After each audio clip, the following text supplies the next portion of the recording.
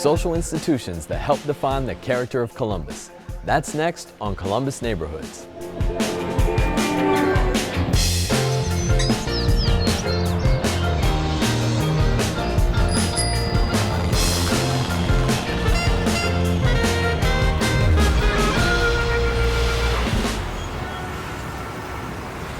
Support for Columbus Neighborhoods is provided by At American Electric Power, we've been proud sponsors of WOSU Public Media for many years and strong supporters of our headquarters city here in Columbus, both downtown and in neighborhoods like yours. State Auto Insurance Companies, serving customers and communities for nearly a century. Today, a technology and transformation company. Risk takers, creators, innovators. A company defined not by its history, but by its people. State Auto. The Columbus Foundation. Smart philanthropy for a smart city. ColumbusFoundation.org. Bailey Cavalieri. Your relationship with your law firm doesn't need to be complicated, it just needs to be right. CODA. Keeps our community moving forward. Falgren Mortine Marketing and Communications. Think wider. Ohio Health focuses on you and your family with a mission to improve the health of our communities. And by contributions from these and other Columbus area families who support WOSU. Thank you. In colonial days, libraries were private and books were kept away from the public. Times have changed though, and now libraries are for everyone. But what if you were deaf or blind? How would you get access to knowledge in higher education? The Ohio State School for the Blind was the nation's first public school for the blind. This story traces its history and how it fostered development all along the east side of the city. Ohio is a leader in the care of folks who have a variety of disabilities. This is seen as something of the progressive thing to do in the 1830s and 1840s across America. The blind school in Columbus is built at the corner of Parsons and Main Street, right next to the National Road in the 1830s. It's a simple little brick building that will be replaced in 1875 on the same site by the large institution that still stands there at the corner of Parsons and Main. It was a very important building. And when you walk into it, it's so visually beautiful that it takes you a moment to remember that it was designed for visually challenged people. So it has very clever things like little nubs on stairways that tell you what floor you're on. And it has these gorgeous mosaic tile floors and beautiful wrought iron stairways. If you look at the style of the architecture, the grandeur, that was built to show off that we cared about these people and we were proud that we took care of them. And people didn't mind living next to them. It was considered quite wonderful to live near the institutions that had these beautiful grounds. There are no public parks. I mean, you have Stewart's Grove and German Village, which will later become Schiller Park, and you have Gooddale Park, which was a private gift. And so there are no playgrounds for children. There are no real parks as we think about it. And parks become associated with a leisure class who use the grounds for sort of an extension of their own yard. And it's the houses that grow up around the institutions, not necessarily the other way around. When the old Elks Country Club on Morse Road is acquired and new school facilities for both the blind and the deaf are built, it's at that point that the blind school structure will begin to go through a variety of other uses. Our neighborhood we had fought for that building so hard to be saved. It was a struggle to keep it boarded up and to keep people out of it. But to the city's credit and to everyone involved's credit, it stands today and it's beautiful. Before 1800, few opportunities existed for children who were deaf or blind because there were no schools that could accommodate their needs. The Ohio School for the Deaf was established in 1829, making it the 5th largest residential deaf school in the country. Historian Jeff Darby shows us how the original downtown building made its mark on Columbus. Ohio was a leader in establishing state institutions to support, to house and educate people with mental and physical disabilities. There was the Deaf School on East Town Street, the Blind School on Parsons Avenue, And on the west side of the city were the mental institutions. And we are going to pull up and visit the deaf school on East Town Street. We're on East Town Street in downtown Columbus in the Topiary Park, which is the site of the old Ohio State School for the Deaf. It began here in the 1830s with several buildings, and it was an important institution that served people from all over the state who had the disability of not being able to hear. Over time, several buildings were built, but they were all swept away in the 1860s when a large main building was built at the back of the site on the north side. As time went on and more students arrived at the school, they had to build a new educational building. That was built in 1899 at the west edge of the park. The deaf school stayed at the Town Street site until 1959, when it moved to Morse Road, where it remains today. That left two large empty buildings, still owned by the state of Ohio, and for many years the state used them as office buildings. In the 1970s, the state vacated these buildings and their future was uncertain. Then in 1981, the 1860s building caught fire and had a lot of damage. During the demolition of that building after the fire, the contractor punched two holes in the front of the school building, I guess thinking he would get the contract to demolish that building as well. But the City Recreation and Parks Department had already accepted the property as a public park and wanted that building preserved, so they stopped the demolition. And Recreation and Parks then developed the Topiary Park, inspired by two park employees who designed the park to represent the painting in the collection of the Art Institute of Chicago, the famous pointillist painting by Georges Seurat, Sunday Afternoon on the Isle of La Grangeade in Paris. The old school building, the 1899 building, had been rehabilitated in the 1980s as an office building. And when that use ended, Cristo Rey High School sort of discovered the building, thought this would be a good place, let's put a school in a school building, and that's how it came about that it has returned to its function as a school. This is one of the two main entrances on the east side of the old deaf school building. And they're really interesting architecturally. The building style is known as Jacobean Revival. That's an architectural style that combines English precedents and French precedents and so on. But it's really unique to this building. You'll notice too, the shield up above with the backward D's back to back, standing for deaf and dumb. Now, those are terms we don't use anymore, but they were clinical terms at the time this building was built. So it's a measure of how things change over time. Let's go inside and have a look around. In the renovation for Cristo Rey Columbus High School, a lot of the architectural features of the building were retained intact. The gym ceiling, wood ceiling is still original, the wood floors. There are areas that have been patched where wood was damaged or missing.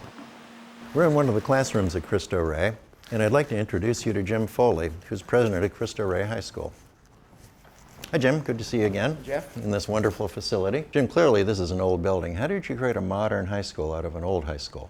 We wanted to keep it historically accurate, but we also wanted to add to it a modern touch, modern technology to make it an educationally cutting-edge facility.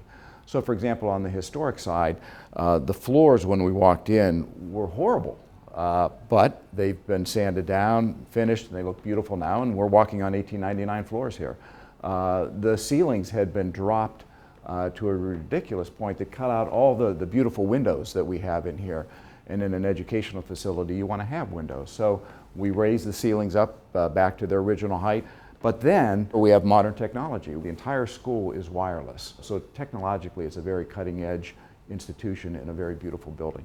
Tell us about the Cristo Rey High School, the model of it, how it serves the community. It's different from most high schools, isn't it?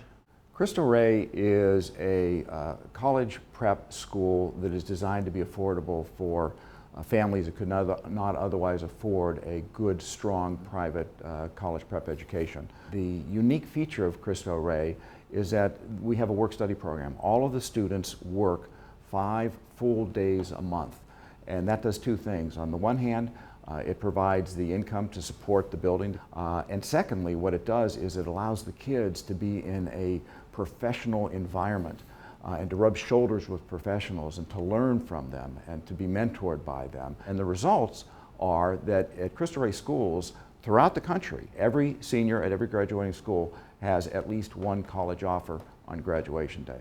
So that's the success story that we are now a part of. Well, Jim, you've certainly done a great job here, taking a building that looked like it didn't have much of a future and really giving it one for the foreseeable future. And it really tells us how important it is that we keep these landmarks in our community. They keep us anchored in time, they give us a sense of place, and they remind us of how important these institutions once were in the state of Ohio. Disabled people often feel invisible, so we wanted to introduce you to someone who has grown up deaf in Columbus to understand and learn how education and deaf services have changed over the years. We sent Charlene Brown to have a cup of coffee with Skip Berquist of Upper Arlington. So different from the old days of making coffee. I know, there's no ritual to it. No. Pop it in, turn it on.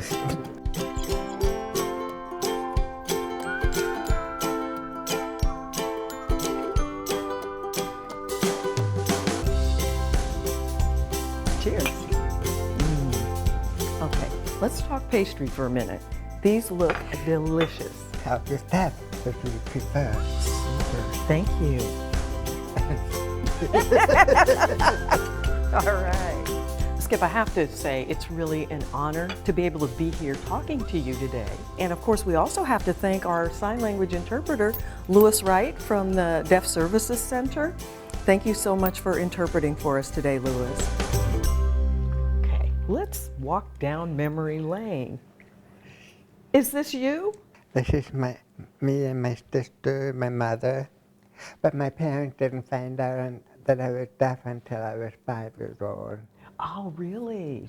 So you went to a school that was for deaf children, but you were not allowed to use sign language? The approach was all oral, so we had to speak instead of sign. When I came to Columbus, or Upper Arlington, then my parents decided to try me in a public school. And that was really a challenge.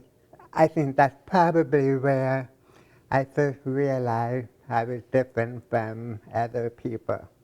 Can you tell me about what that situation was like? It's hard for me to imagine not being able to hear and being suddenly thrust into that environment. They didn't understand my deafness, and that I couldn't hear and understand them. I didn't feel very inclusive with my peers in high school. It was hard. But on the other hand, going to Upper Arlington High School really was a challenge, and it was for me to realize, okay, but part of this is the real world out there, because I was going to have to live and deal with hearing people. Was part of the reason that you decided to go into helping the deaf community the services that you had, or the lack of services as you were growing up? Definitely.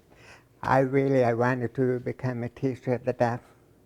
So, but at the time when I was applying, there was nothing really truly available.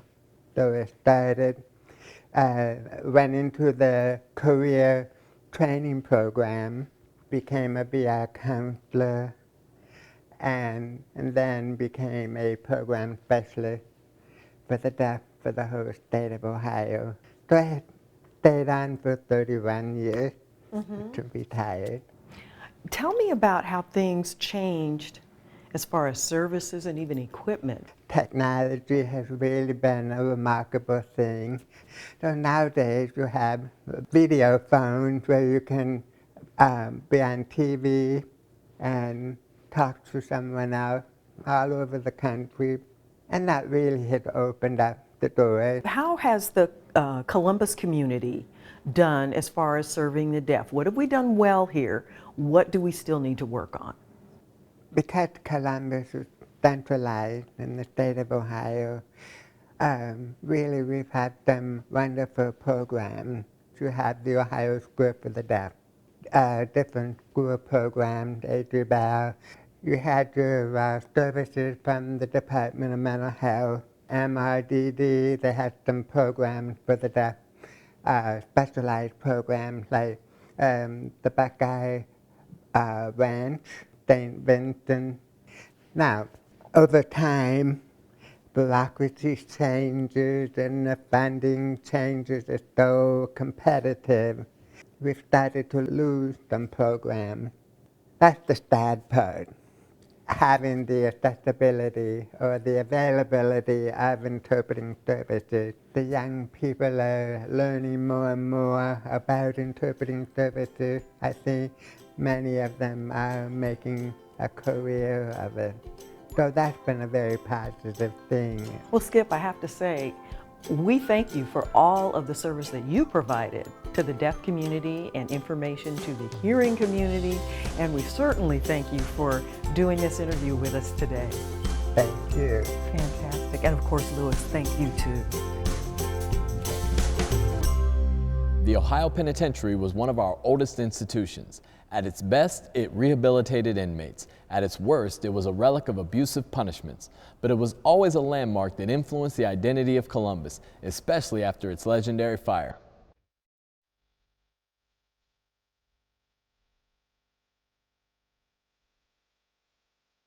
My dad was Judge Clayton Rose, Sr., and he was a judge in Franklin County for about 40 years. Before becoming a judge, he worked in the Franklin County Prosecutor's Office as an assistant prosecutor. As I was researching to write my dad's book, I discovered that he had worked on the 1930 penitentiary fire as both the investigation into the cause of the fire and also the trial of the arsonists. That's not something he had really talked about to me or to my siblings. The fire occurred on April 21st, 1930. It was the deadliest prison fire in the history of the United States. It ranks as the third deadliest fire inside of a building. I found it to be a very interesting story and a very significant story from the standpoint of Ohio history. I looked at Columbus newspapers that were published during that period, looking for articles about the fire or about the penitentiary. And so I looked at 1,200 newspapers. There was also a board of inquiry that was appointed by the governor, and I read that testimony, and that was 727 pages. The state fire marshal appointed a deputy fire marshal by the name of Joseph Clear to investigate the fire, and he and the warden worked together to try to uncover what had really happened there. And their investigation lasted over a year. The convicts were very reluctant to talk about what they knew about the fire for their own safety, and a lot of them didn't know much about the fire. Finally, it led to a convict by the name of James Raymond coming forth and admitting to the warden and Mr. Clear that he had supplied candles to two men by the names of Clinton Great and Hugh Gibson for their use in setting the penitentiary afire. They made 3 attempts and failed all 3 times, but Raymond also said that he was not involved in supplying candles to them for use in the fatal fire, but that another convict, Jimmy Maloney, had supplied the candles. So that was a big break for the investigators. However, Raymond committed suicide just a day or 2 after making that admission. And another 7 months went by until March of 1931 before they got their next big break.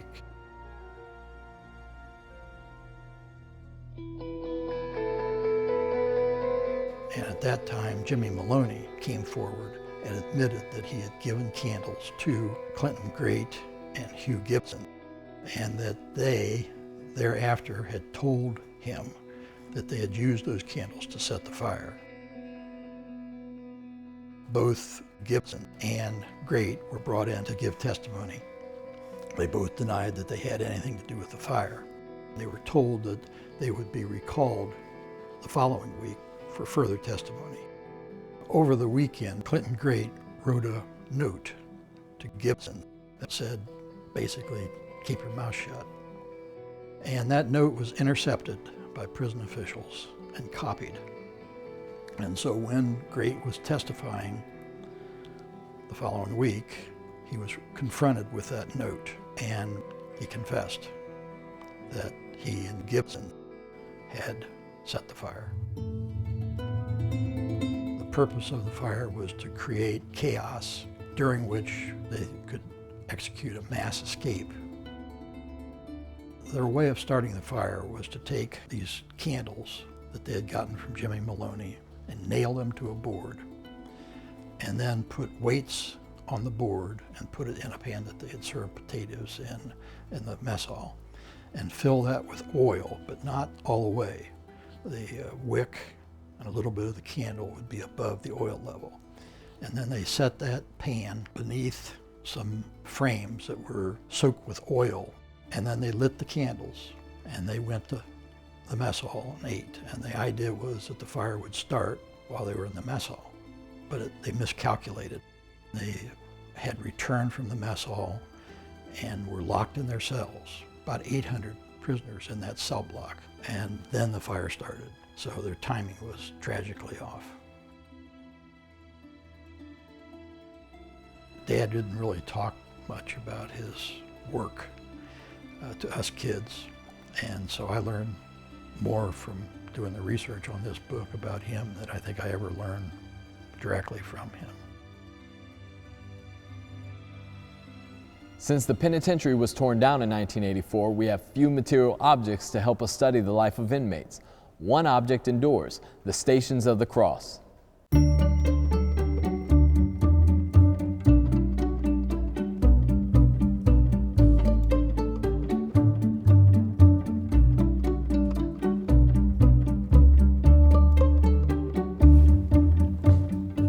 Hi, Cliff. Hi, Brent. How you doing? Good to see you again. Nice to see you. We asked you to bring some stuff to the Ohio State Pen. This doesn't look like items we normally associate from the big house. What do you have? Well, these were made for the chapel at the Ohio State Penitentiary, and they were carved by the inmates there and used at the chapel there until the State Penitentiary closed. And then later they were installed at the chapel at the Orient Correctional Institute. When were these made? These were made around 1960. The chaplain at the State Penitentiary found a template for them. I wonder where you find a template for some things like this. Is there a Templates RS on the internet or something like that? Don't know the source of that particular material. Do you know what kind of material they used? Well, they're made of wood and then partially stained, and they were hand carved. What kind of style would you say is represented here in this art? It's fairly abstract. For example, in the first Station of the Cross, you see here is the Jesus is condemned to death by Pontius Pilate. And in that scene, Pontius Pilate washes his hands as though he's absolving himself from making the decision to crucify Jesus. So in most scenes where most Catholic churches that have Station of the Cross, you might have a more complete view of that particular scene, where this is just takes a few aspects of that particular station in order to incorporate it. Well, they're beautiful. And how did they come into the possession of the Ohio History Connection? Well, when the Orient Correctional Facility closed, the materials from the chapel were offered to the Ohio Historical Society, which was our name at the time. People are really interested in the Ohio State Pen. Do you have a lot of inquiries about that? Yes, in particular, the archival records are of great interest. There are great materials related to the Ohio State Penitentiary and the records of the inmates that are stored in the archives here at the Ohio History Center. Cliff, thanks for sharing these beautiful items with us. It's a pleasure. The butter cow at the State Fair. Ever wonder what happens to it once the fair is over? Find out about that story and more at Curious CBUS, where you submit a question online, and if voters agree, we report the story together. Look for stories, submit a question, or log on for a voting round at wosu.org/curious.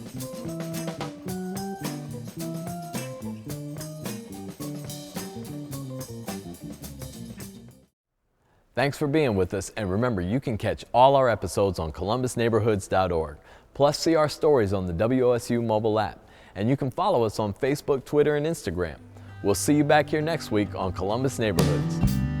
How come you always keep me guessing? Where you stay late at night? Those Brooklyn girls are trouble. I knew you never would mind.